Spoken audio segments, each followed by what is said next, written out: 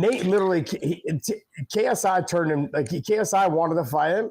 He basically just became, Nate became a total diva and just he ruined that deal. That deal is gone. It's off the table. It's not available anymore. I thought for sure he was going to fight KSI. That was the fight to make. The fight to make was KSI and Nate Diaz. He blew that deal. That deal was off the table. And that being said, then I was like, all right, well, cool. The UFC does not want him back. Conor McGregor is not fighting anytime soon. We all know that.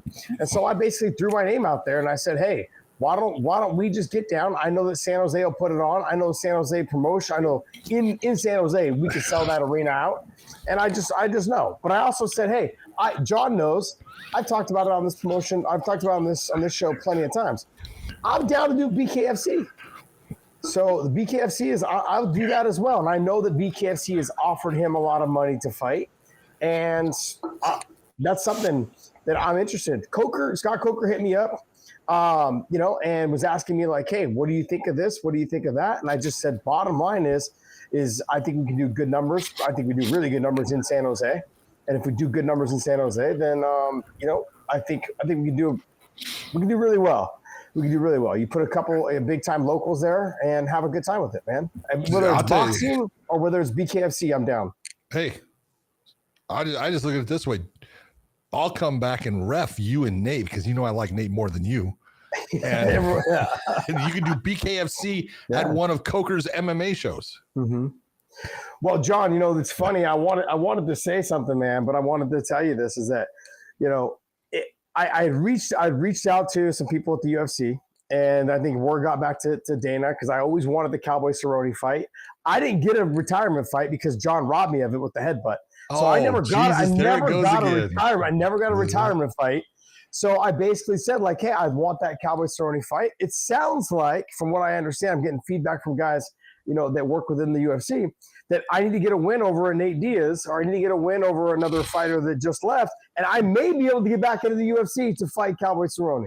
So hold on. So now you have to have a win to prolong your comeback, of which was never going to happen. Yeah, look.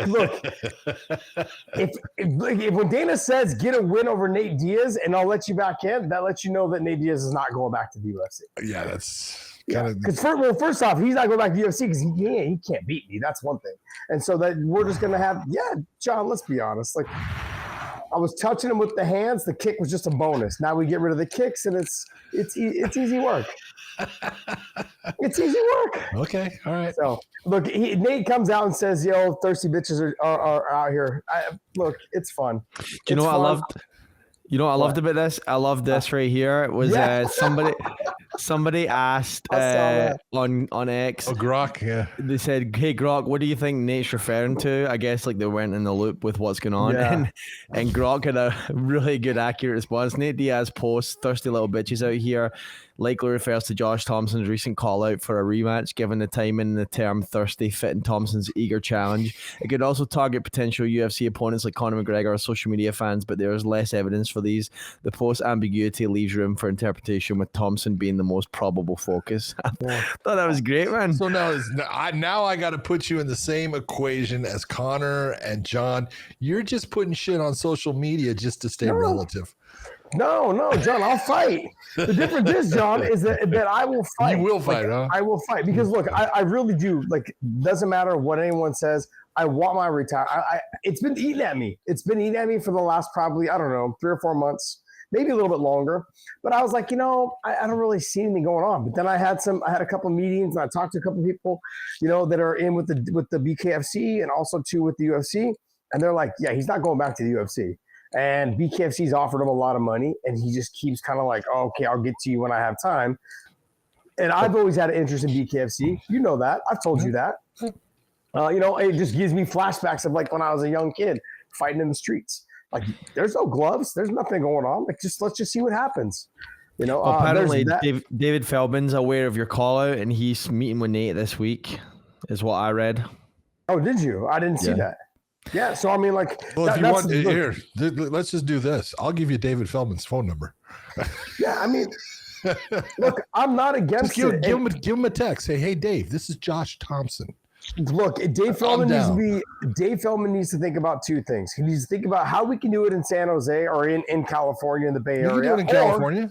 Or I know we can if it's BKFC. I know we can. Or, which to be honest, for me, I would rather do it in the Bay Area, but I also don't want to pay the state tax. So, John, so Texas is looking really good. Texas is looking really good. But look, I think if Dave Feldman can't get it done, I know that guys like Scott Coker would be interested in having that conversation. I've already chatted with Scott a little bit, and there's something there. There's something there. And and look, when guys like when Dana or other people are kind of buzzing like, hey, all you got to do is beat Nate, and maybe you'll see Cerrone and Thompson. Let's see what happens. You're all getting all giddy again now. Look at you. Come on, baby. Look at the smile. You know what's funny, John? This is what's funny is that I had a bunch of people going, "Hey, man, look, Thompson needs money," and I'm like, well, everyone needs money. Yeah. Well, not only that, John, but then I'm getting a pretty big fat settlement from the class action. So I think I'm feeling pretty good about it. I think everyone's going to be okay for a little bit. So, well, you might. They might be right. You might need the money with the travel you're doing for this damn lacrosse team stuff. Lacrosse is killing me, man. It's killing me, bro. It's killing me.